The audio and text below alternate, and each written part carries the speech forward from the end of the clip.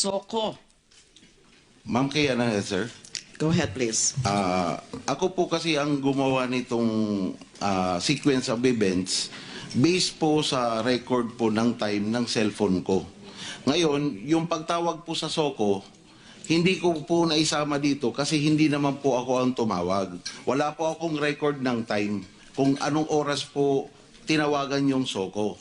I am the one who made this So are you saying po na itong mga entries dito dun sa present niyo po kanina, all of these are the ones based on your own records, including what appear in your cell phone? Yes, Kaya akala ko kayo yung pinaka-director, and therefore I was assuming na you were already collating yung lahat ng mga informasyon from your men.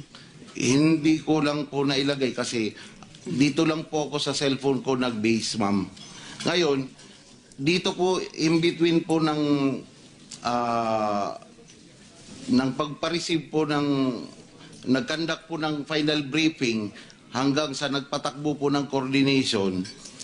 Ang coordination po, may oras po kasi nakarecord naman po yun sa papel. Nung ibinalik na po ng police officer yung coordination form. Pero yung SOCO nga ho, walang written coordination form. Wala po, tawag lang po ng telepono. Kasi tawag nga lang. Opo, tawag lang po yun. So pinaninindigan niyo ho ba Ngayon, na dumating yung team sa gate ng jail 4:10 a.m. talaga? Sabi ko nga po, ma'am, after po nung briefing po, nagpatakbo kami ng coordination, we were no longer conscious about the time. Hindi na po kami masyadong conscious na time. Hindi po yun yung tanong. Yung tanong, pinaninindigan niyo ho ba yung sinabi niyong oras dito sa chronology niyo? Kayo mismo naggumawa nito, di ho ba? At ang nakalagay dito, 4:10 a.m. And that was after that supposed call to SOCO. Yung ito po, estimated time po to. Nagkaroon po ako ng gap ng 4:10 to 4:30 kasi ang sabi po sa akin ng raiding team, more or less 20 minutes po yung silang na-hold sa gate. So yun po yung anticipation ko lang sa oras. You see, Wala pong formal record. Can we ask from Laraga? Anong oras ho ba talaga kayo dumating sa jail? Yung more or less ganun din po. 4 a.m., 4:10, parang... So it cannot be earlier. It's not 3 o'clock? Pwede siguro past 3 siguro, ma'am, mga ganun. Kasi, totoo din po yun, ma'am, talagang yung pag-arrive doon, estimated lang po talaga naman po yun, ma'am.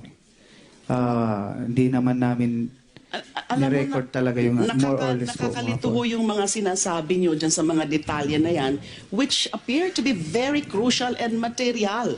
Kasi pilit namin gustong intindihin kung bakit SOCO called, ang pagtawag nyo sa SOCO was earlier than what is reported to be the time of your operation.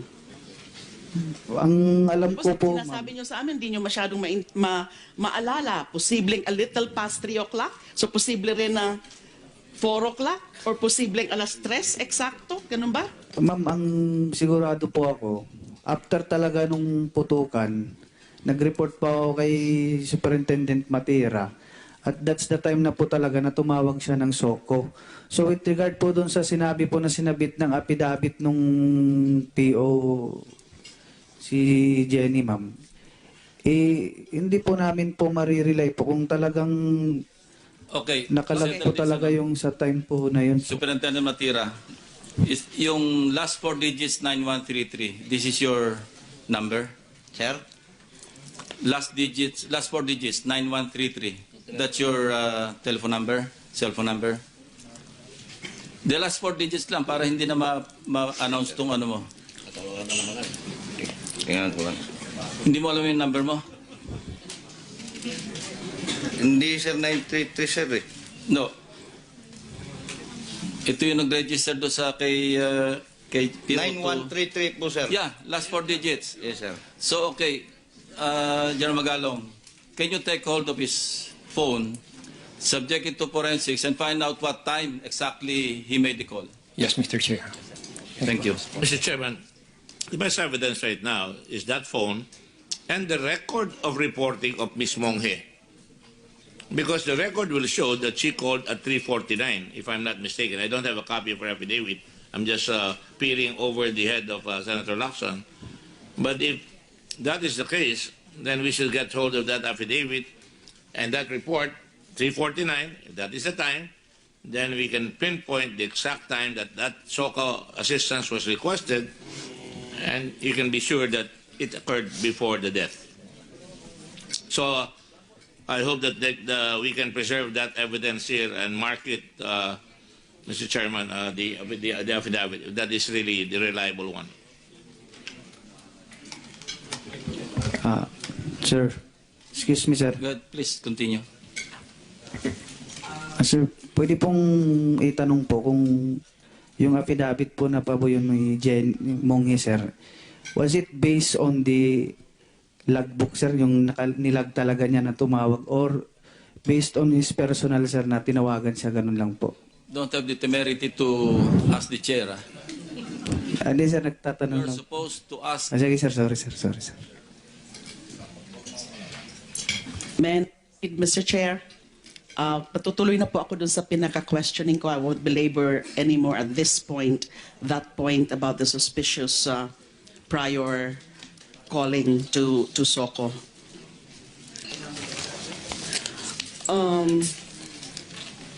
PCI Laraga, who asked or ordered you, as the case may be, to apply for the search warrants for both Espinosa and Yap? No one, ma'am. It was my call, Your Honor.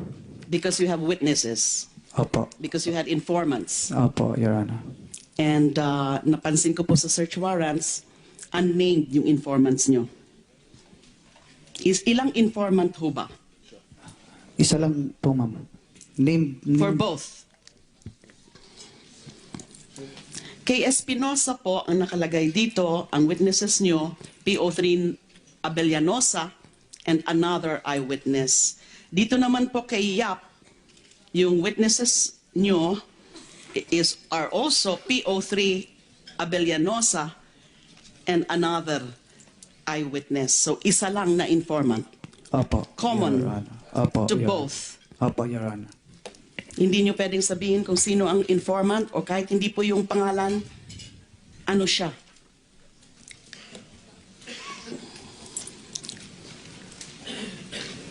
I won't force you to reveal the name if you don't want, but at least tell us anong katayuan ng witness na yan. Or informant, to be exact. Opo, he's an independent witness po. Ano po? Independent. Independent po. Bali, nag-walk-in lang po doon sa opisina po namin. Walk-in. Kasi kung yung target nyo may di umano merong baril at drugs, I would suppose kung sino man yung informant nyong yan, nakikita o nakita dapat yung sinasabing firearm and drugs. Personal knowledge po yan. Alam po natin yan. Opo, ma'am, nakita niya po. Sabi niya po. So walk-in. Opo, siya po mismo. Siya din po mismo humarap dun sa husgado po. May I raise a point of order at this point, Mr. Chairman? Mr. Chairman, with all due respect to everyone here, the witnesses here have been invited here, and at this point, they are walking on very thin ice. They could be testifying against themselves. I don't know if it would be appropriate to remind them of their rights. Even if they did not give the same rights to other people, we should not do the same thing. So I would remind, as co-chair, of the Miranda doctrine here, that you're now being questioned, that anything you say against you here can be used against you in a court of law. That's correct. That you have the right to have an attorney. And if you don't have an attorney, you either provide yourself with one or the Senate may have to provide you with one. I'm just providing this information so that at this point in time, like I was telling Karina, you're on thin ice. I don't want you people to be testifying against yourself, and I don't want the Senate to be accused of violating your rights. I'm in the Committee on Justice and Senator Lacson is a seasoned chairman and a seasoned police officer. And we just want to make it this observation as exemplary. Police, the Senate, any other officer must inform any possible accused of their rights. You are so informed right now, Mr. Chairman. Do you have a lawyer? Your Honor, yes, we have a lawyer. Okay, please inform us who your lawyer is. Good afternoon, Your Honor. Attorney Cresdan Bangoy, Your Honor. Attorney? Attorney Cresdan Bangoy, Your Honor. All right. Well, there is an entry here, and let it be of record that you are properly assisted.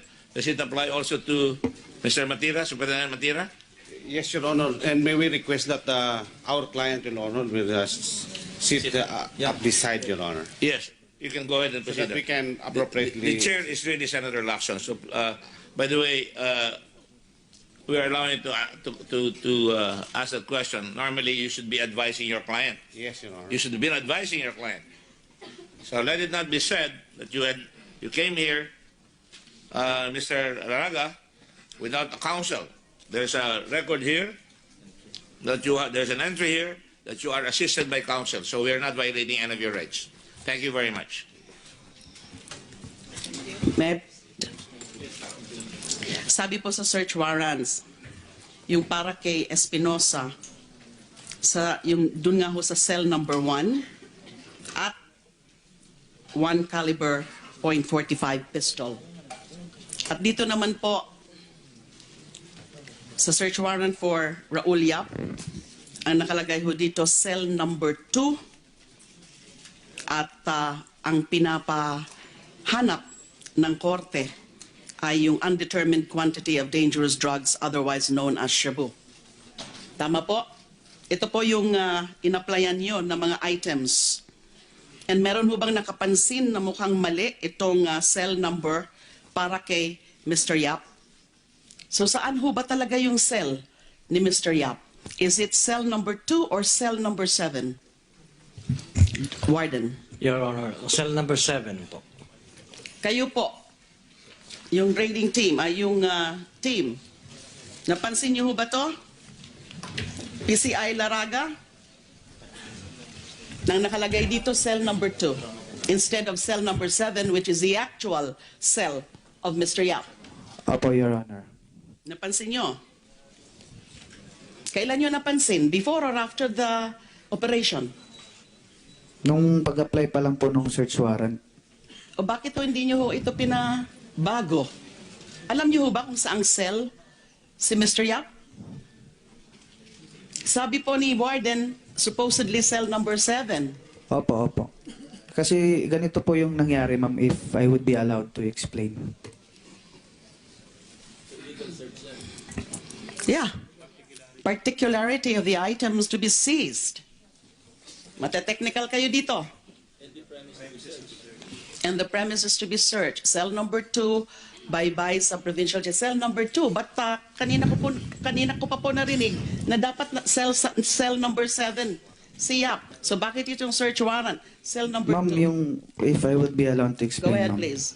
Ma'am, totoo po yun sa cell number 2. Pero the team designated to that area or to that subject person eventually found it out na sinabi din mismo ng guard na transfer nila from 2 to 7.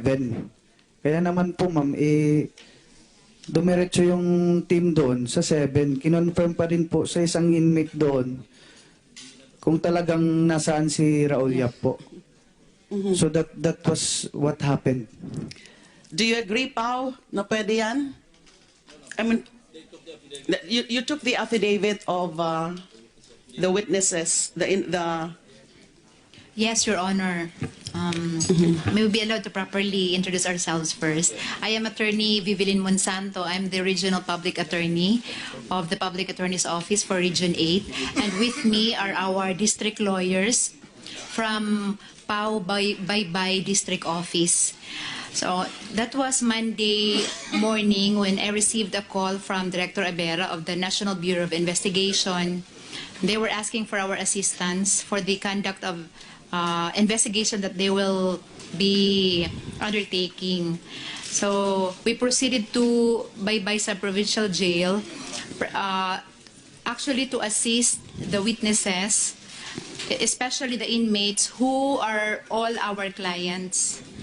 And so we were there, we provided assistance, we apprised them of their constitutional rights, we notarized their affidavits, and we... Ang gusto lang po natin malaman, based on those mga affidavits of inmates, saan ho ba talaga yung tunay na cell ni Yap? Originally, cell 2 or cell 7? Yes, Your Honor. Raul Yap is in cell number 7. Supposedly. So yung kaya lang yung explanation nila Raga, mukhang Is there an instance, based on the testimonies of the inmates, was there an instance na transfer si Yap sa cell number 2? Based on the testimony of the witness, Raul Yap was never transferred to transferred. another cell. Contrary It was to only what on cells Naraga number was 7. saying kanina na Yes, sir. na-transfer. Yes, Your Honor. So original talagang cell yung cell number 7. Yes, Madam. Okay, next point.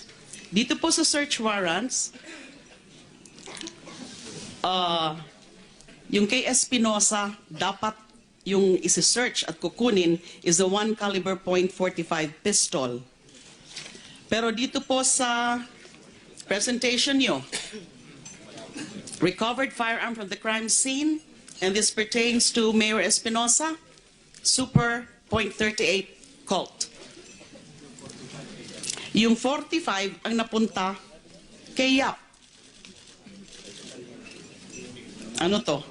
Although, you will note na yung sa search warrant kay Yap, shabu lang ang nakalagay dyan.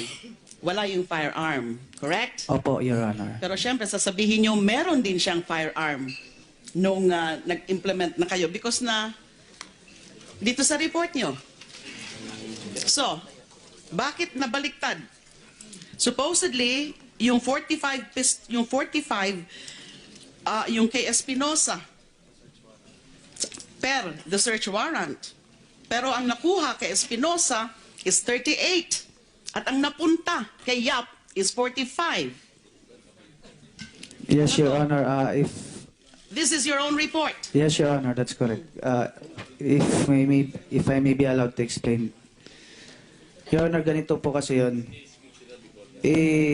Wala po kasi yung picture. Pero pag nakita niyo po yung Super 38 caliber, it looks like a 1911 45 made in US. Pag nakita niyo po talaga siya yung 45 po 1911 na made in US. Ganun po yung forma ng Super 38 po. Pag So, nakita niyo po, it really looks like a 45 po. May binanggit kang picture. Nasaan po yung picture? I believe nandun sa Soko po. Sa Soko Can you po. show to us the picture, the photo, Sa Soko po, ma'am, meron po. nung napatay na si Espinosa? Kasi sinasabi nyo nga, merong baril. Opo, ma'am. So nakalagay dun sa Sa- picture ng Soko? Sa Soko po, Your Honor, meron Na po. nandun yung baril niya? Yo po, Your At yung Honor. baril niya, it turned out pala to be Colt 38, No, it's 38 Super 38. instead of 45. Opo, Your Honor. Ganun na nangyari. Yeah, Wala opo. ho ba yung picture dyan? Kung wala ho, meron ho akong ipapakita.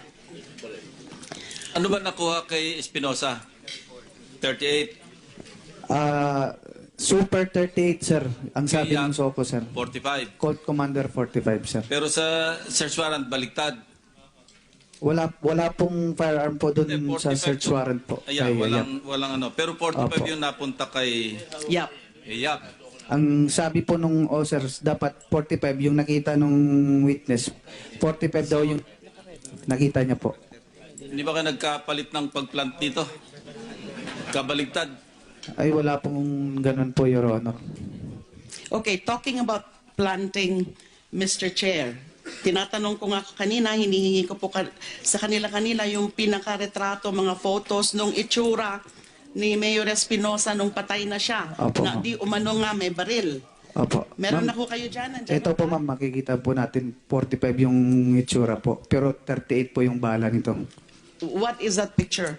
At this point, Mr. Chair, can I ask for a 1-minute suspension because I'm gonna show something dyan po sa... Hearing is suspended for 1 minute.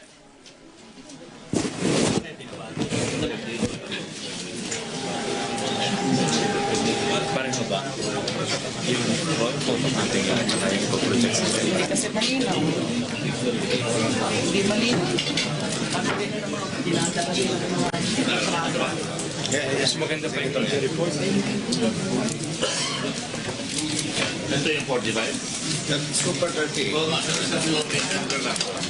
38 na muna ba para po ito kayo? Meron talaga yan. Super 38. Super 38 ay parang mukhang 45. Okay.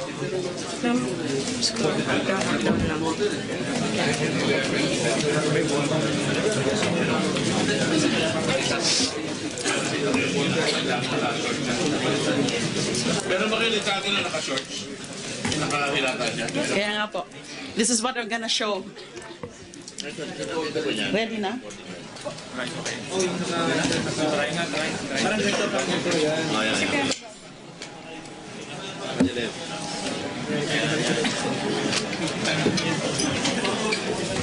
Doon po tayo sa yes, Your Honor. Yes, Mr. Chair, we can Hearing resume. is resumed.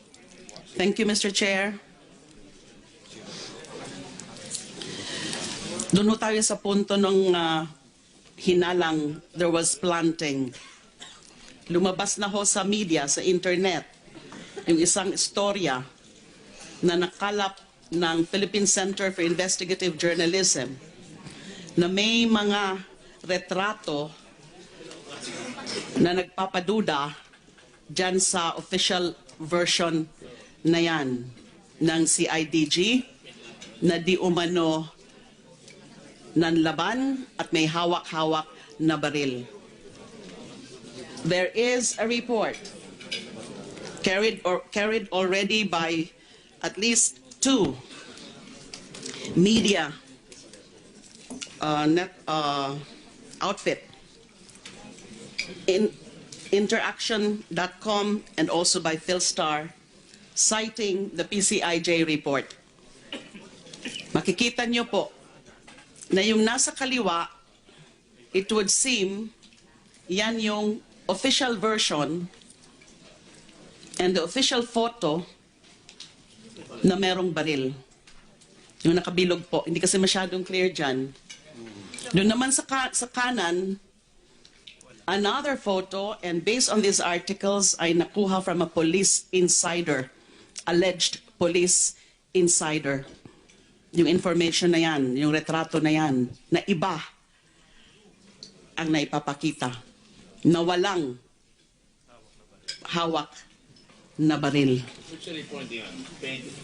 The right side was the one supplied by an unnamed police insider, and the right side, ito po, yung without a gun, yung from our vantage point, the left side is the official version. Opo. Na may mga baril, tapos meron mga monoblock. Yung sa right side, yun ang nakuha daw from an unnamed police insider ng PCIJ na wala naman ho tayo nakikita na baril dyan. Meron ho ba pwede mag-explain dito? Especially Laraga and Marcos. The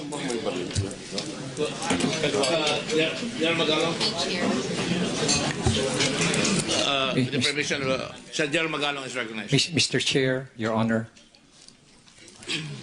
this particular issue will impact the credibility of the SOCO. Hence, may I request, Your Honor, that we call Police Chief Inspector Dagatan, who personally supervised the processing of the crime scene, because he has a logical explanation. Is he here? Thank you, Please Your call Honor. him. Mr. Chair. Is he here? Okay. Comsec, kindly administer the oath. What is your name again?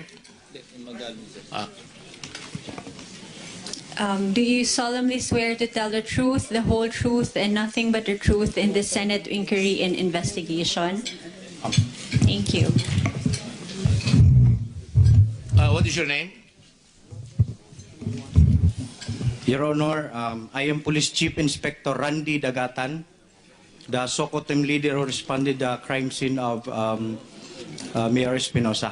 And you can testify that on the day, November 5, you arrive at the scene to conduct an investigation in behalf of SOCO concerning your duties of SOCO, and you can testify to all this. Is that correct?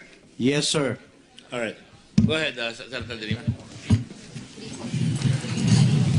Nasaan po siya? Here's the corner. Dito po ako, ma'am. Okay. Nasabi po ni General Magalong na meron kayong logical explanation for this disparity of two photos. Thank you po, ma'am. Ito po nung pagkakataon po namin na ma-explain po yung naglumalabas na video. Kasi mayroon po kaming video nung upon arrival, mayroon po kaming initial walkthrough video na hindi pa namin ginagalaw yung crime scene. Makikita po natin, itong pangalawang picture is tapos na po namin ma-process.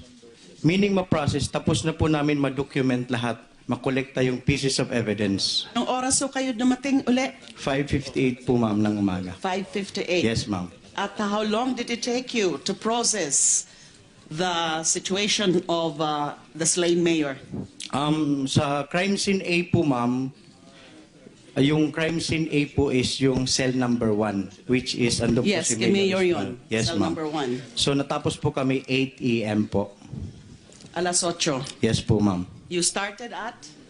5:58 po, ma'am. Dumating kami. So yung ano na yan, yung nasa kaliwa na nandyan yung baril, yan yung naabutan nyo? Yes po, ma'am. Nung 5 Yes po, ma'am. something? 5:58 po. May video po kami, ma'am, if ipapresent po namin sa hearing na ito. Yes, ma'am, yung upon arrival po namin sa crime scene, nag-initial walkthrough video po kami para ma-assist po namin yung talagang original na crime scene. You have a time video and it's here. Yes. Can you present it? Can you give it to the... You have it? State your name, please. State your name point for the out record. something, Your Honor. State your name for the Sir, record. I'm Police Superintendent Jose Mel Bintamaca, sir. I'm the Regional Chief of Crime Lab 8, sir. Okay, go ahead. Sir, I would like to point out on that picture, you can see near his arm, there's a chalk mark. Just on the level of the slippers, between his arm and the slippers, there's a chalk mark. This one? No, the other picture, sir. This one? That one, sir. That is a SOCO processing mark, sir. That's a SOCO Processing mark. Let So the that record means- state that the witness is referring to the picture on the right side if we're facing the picture, and there's a chalk mark by his right arm that indicates that SOCO has already processed this investigation. Yes, sir. Scene. Oras nyo, assuming totoo po yan, anong oras nyo po inalis yung baril? Nakita nyo yung baril nung dumating kayo at 58 po. 5:58. At sinabi nyo, nag-process kayo until... What's the exact time? 8 a.m. po, ma'am. We are referring to cell 1. Yes, ma'am. Excuse me, Senator. I requested if you have that video footage, which is timed, we should present it here so we can see it. While you're asking the questions, please prepare it already so we can see it. Do you have it? Yes, sir. What is it? See, bigyan nyo na doon habang tinatanong kayo ng Senator De Lima. Pag natapos magtanong, papakita natin yan. Yes. Ito po, ma'am, yung collection ng evidence namin sa crime scene number 1, crime scene A, which is the cell of Mayor Rolando Espinosa. Kung makikita po natin sa video, ma'am, tapos na po namin ma-process yan. Where in fact, na paraffin na po nga namin, yung may bilog dyan na red, yung sa may rest niya is sa paraffin wax pa rin po yan. Tapos, ito po yung, nakulikta namin yung caliber Super 38 pistol at 7:01 a.m. Yung fire cartridge evidence number 2, 7:03 a.m. Fire cartridge case number 3, 7:05. Deformed bullet evidence number 4, 7:06. So yun po yung sequence ng pagkolekta po namin ng evidence. May na-recover rin po kaming hair strand sa wall. Kasi may bullet hole po ron. So subject po namin yun for DNA examination. We recover also a padlock, sirang padlock, doon sa may shelves at 7:45. So yung natapos po yung pag-conduct namin ng paraffin cast is 8 o'clock in the morning. So nag-proceed naman po kami doon sa second crime scene B, which is in cell number 7. So sino po ang umalis nung baril at anong oras po inalis itong baril? Yung baril po ay nakolekta po ng collector ko na kasamang ko sa Soko, si P1 Bato po, Jerome Bato. Noong 7:01 in the morning. Yung pagkuha ng baril? Yes po, ma'am. So that was duly noted? Yes, ma'am. Lahat po ng, pag nag-process po yung crime lab, ma'am, ng Soko, lahat po yung documented, minamarkahan po namin on Nung site. nakuha nyo na po yung baril, na ganyan na nga ang itsura, nasa right side, nawala na yung baril, meron pa ba kayo mga ibang pinaprocess at that time? Wala na po, ma'am, kasi nakolekta na po namin yung mga pieces of evidence relative dun sa Sigurado shooting. po kayo? Sigurado po kayo? Yes, ma'am. Meron po kaming ipapakita. Is it ready?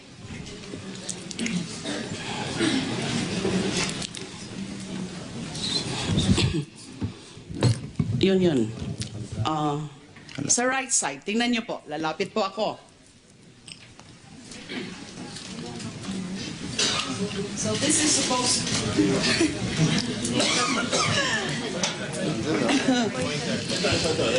Okay.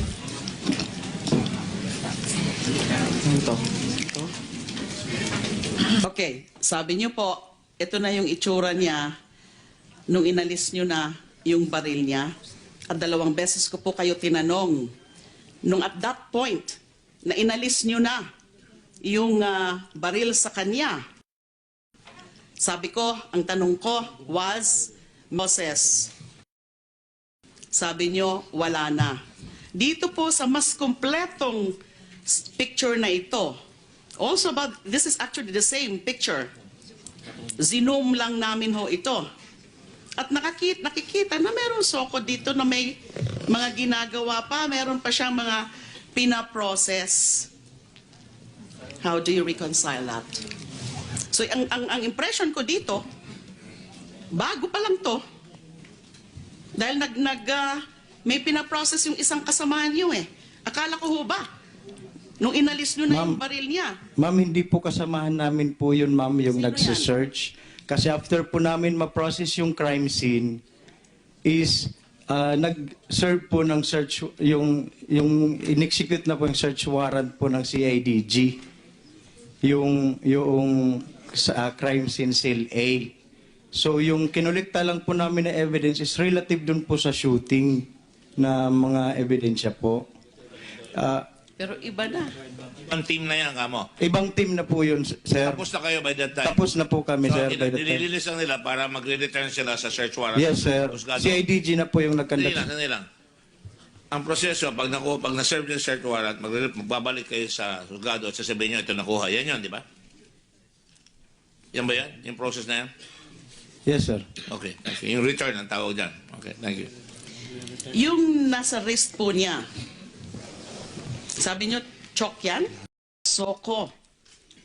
Ma'am Kaya na, sir. Go ahead, please.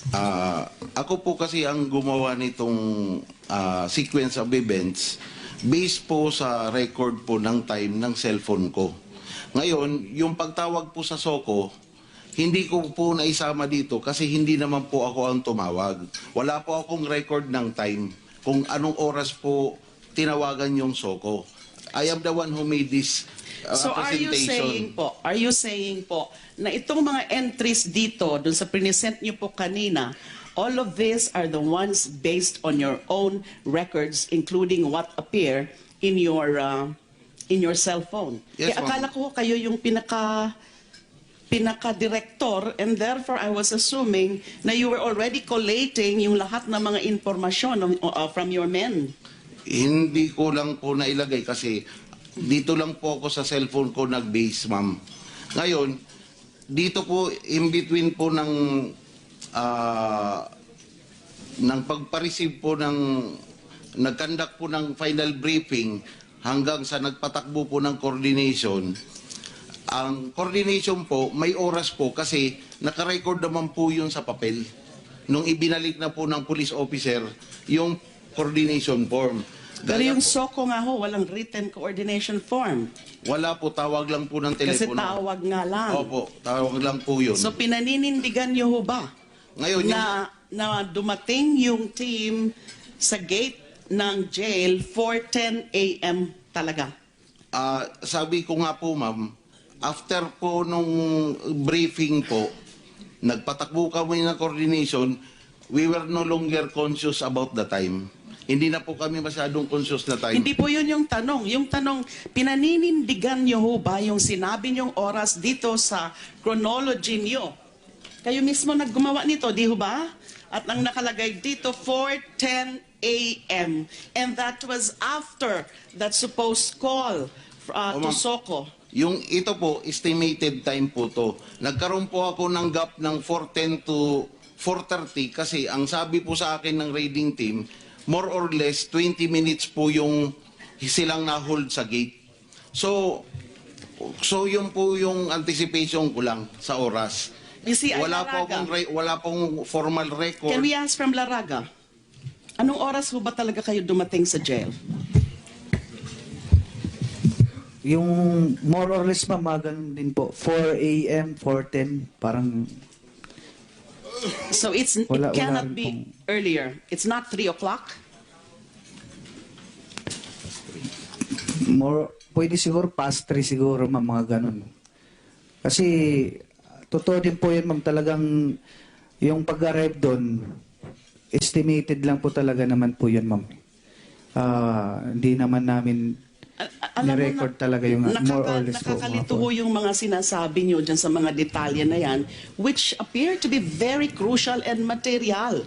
Kasi pilit namin gustong intindihin kung bakit SOCO called, ang pagtawag nyo sa SOCO was earlier than what is reported to be the time of your operation.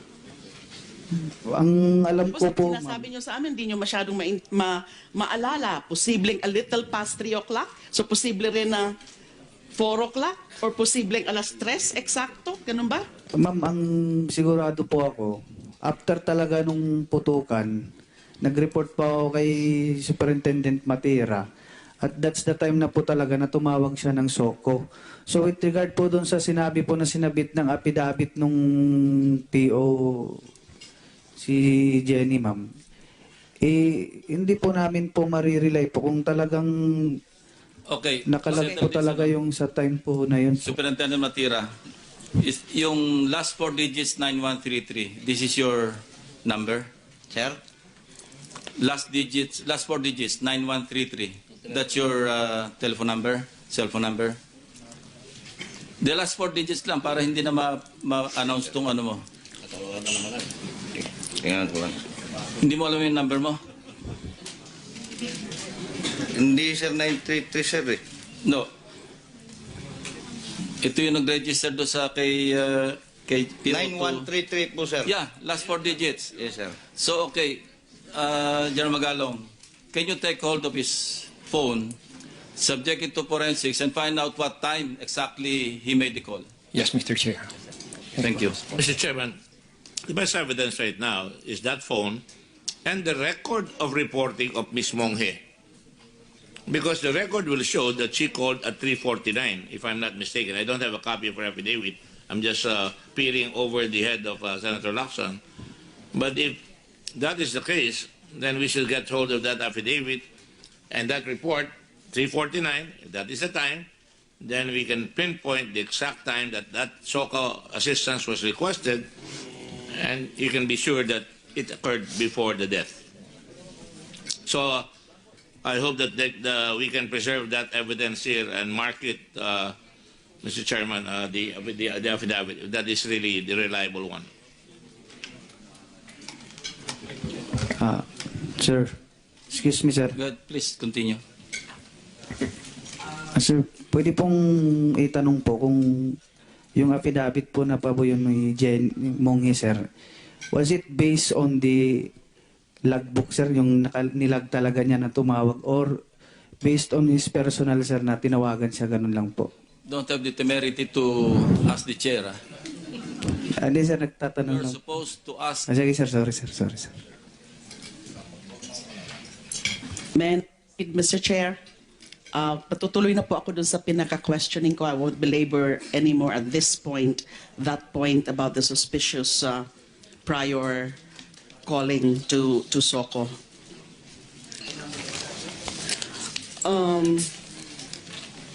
PCI Laraga, who asked or ordered you, as the case may be, to apply for the search warrants for both Espinosa and Yap? No one, ma'am. It was my call, Your Honor. Because you have witnesses? Opo. Because you had informants? Opo, Your Honor. And napansin ko po sa search warrants, unnamed yung informants nyo. Ilang informant ho ba? Isa lang po, ma'am. Name. For both? Kay Espinosa po, ang nakalagay dito, ang witnesses nyo, PO3 Abellanosa, and another eyewitness. Dito naman po kay Yap, yung witnesses nyo are also PO3 Abellanosa and another eyewitness. So isa lang na informant. Opo. Common Your Honor. Opo, to Your both. Opo, Your Honor. Hindi nyo pwedeng sabihin kung sino ang informant o kahit hindi po yung pangalan, ano siya.